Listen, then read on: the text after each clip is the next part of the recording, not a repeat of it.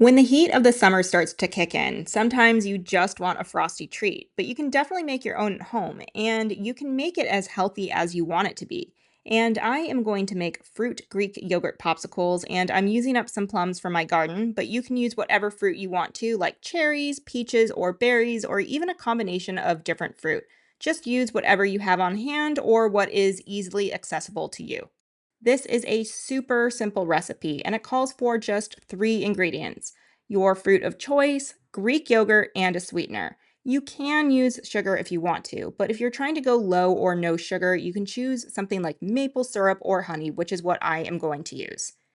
The first thing you want to do is wash your fruit and then cut your fruit into slices if you need to and mash it up. If you have a fruit with some skin on it like I do, you can remove the skins or you can leave them on if you want a bit of texture. I'm going to leave them on because I don't like to create extra work for myself, but I do want to mix this up well. And you can use a blender or an immersion blender if you have one, but I am making such a small batch right now and my molds aren't very big. And my kitchen is kind of bare bones in terms of gadgets, so I'm just using a fork and some elbow grease. Once you have your fruit mashed up or blended, you can add your sweetener, and the amount is really up to you, and it also depends on the flavor of your fruit. My plums can be tart if they aren't super ripe, so in those cases, you might want to add a little bit more of your sweetener, but these plums that I am working with are pretty ripe, so I am just adding a heaping teaspoon of honey and mixing it in. For the Greek yogurt, whatever flavor you want is fine. You can do plain or vanilla, or you could get a fruity flavor that complements the fresh fruit you're using. It's totally up to you. It doesn't even have to be Greek yogurt. It could be standard yogurt. However, I feel like Greek yogurt adds some tanginess to your popsicles and the texture of it holds up better. But again, it's up to you. So now you just want to grab your popsicle molds and then you can start layering. Whether you start with the yogurt or fruit is up to you, but you just want to alternate between fruit and yogurt. And it doesn't have to be perfectly level in each layer because the weight of the fruit and the yogurt will make them mix into one another and will kind of take on a marbled look. And I am making a bit of a mess here. I probably should have used my fork or a spoon for the plums versus pouring them in at first, but it happens. You live and you learn.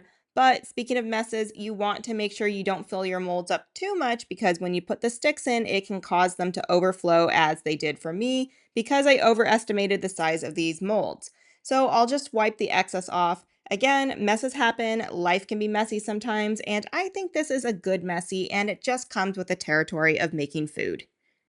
Once you have your molds filled and the sticks added, you'll pop them in the freezer, and I would wait at least 4 hours before trying one.